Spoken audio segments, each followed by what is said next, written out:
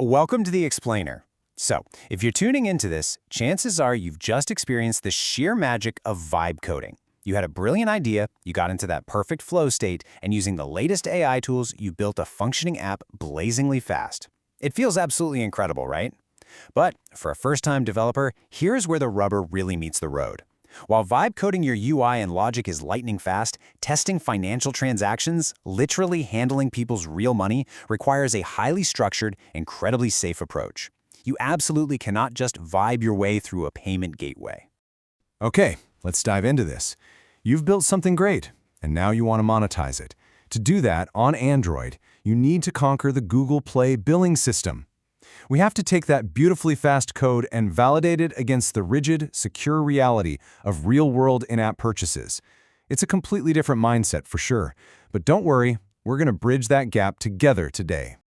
Here's a quick roadmap for our explainer. We're going to cover 1. The vibe coder's dilemma, 2. The dark ages of testing, 3. Enter the license testers, 4. Inside Play Billing Lab, 5. Time travel with subscriptions, and finally 6. Distributing your beta app. Basically, we'll guide you all the way from setting up your local sandbox accounts to securely distributing your beta app to real users. Let's kick things off with Section 1, the Vibe Coder's Dilemma. This is the very first hurdle every developer faces when they decide to flip the switch on monetization. You've written the code, the buy button is right there, but hovering your finger over it suddenly feels terrifying. How do you test in-app purchases without accidentally maxing out your own credit card? It's a completely relatable question. When your app interacts with real money, a simple loop error or a double-click bug doesn't just crash the app, it could literally drain your bank account. The fear of going broke just to verify that your own application works is very, very real. Let's move to Section 2, the dark ages of testing, and see how this builds. Because to truly appreciate the amazing tools we have today, we need to take a quick, kind of painful look back at how this used to be done. Get a load of this quote from a Stack Overflow user named Blundell back in 2012.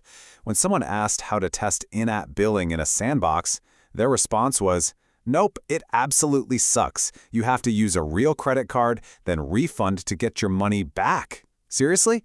Imagine doing this for every single test. You literally had to pay yourself 99 cents with a real card, go into the Google Play console, and manually issue a refund to yourself. And what's even worse, developers back then had to wait around 6 hours for a single refund to process before they could confidently test again without triggering fraud alerts or getting a frustrating "you already own this item" bug. 6 hours. It was the complete opposite of the fast, iterative vibe coding you are used to. Which brings us to Section 3, enter the license testers.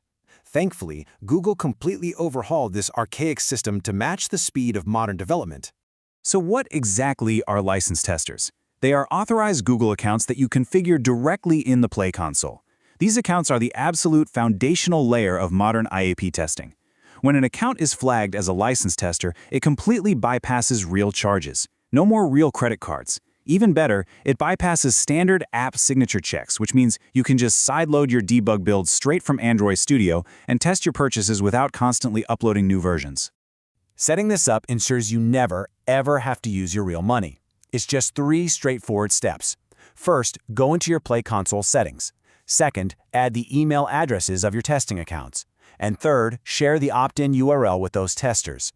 Once they click accept, their devices will automatically intercept any purchase requests from your app and seamlessly replace the real payment gateway with a safe, simulated one. And if you want the absolute fastest way to test your UI logic without even setting up your real product catalog yet, you can just use the reserved product ID, android.test.purchased.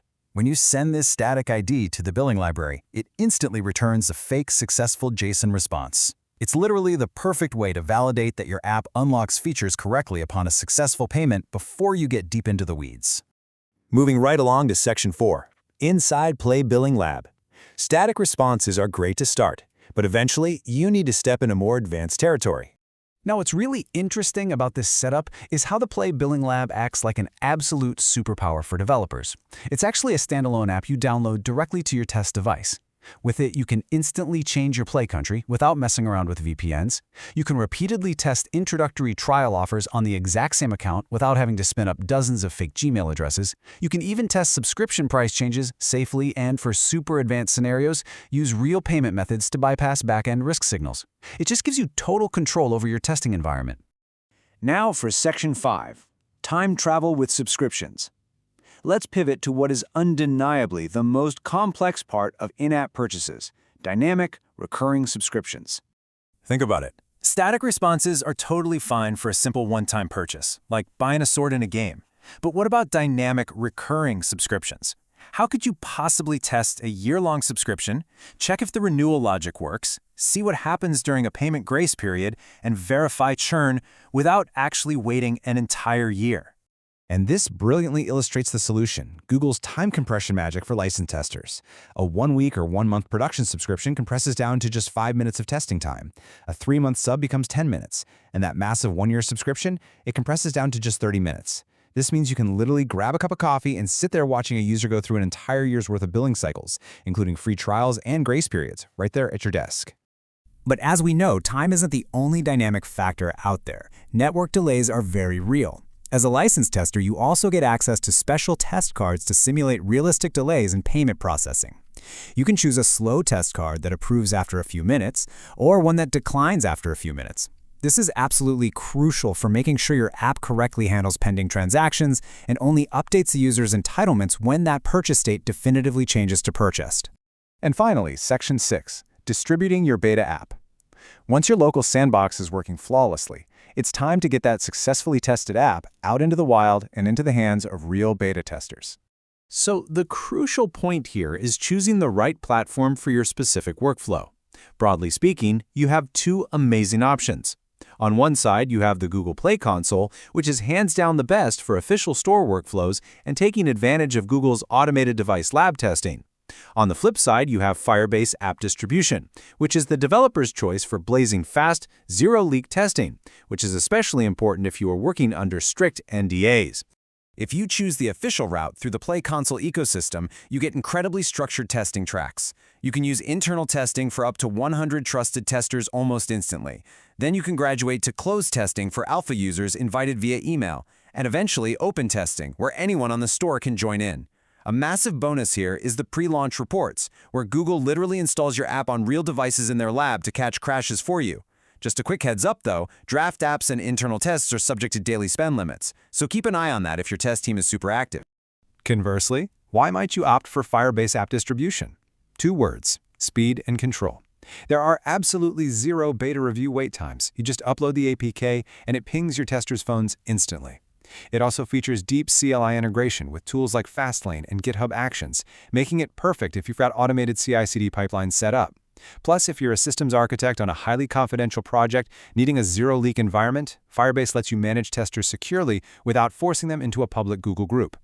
Which brings us to the end of our journey today. You've officially bridged the gap. You took that incredibly fast, vibe-coded app, you ran it through the gauntlet of license testers, you compressed time to check your recurring subscriptions, and you securely distributed it to your beta team. Your sandbox is built, your beta is live. The only question left is, are you ready for your first real customer? Thanks for joining me on this explainer, and happy coding!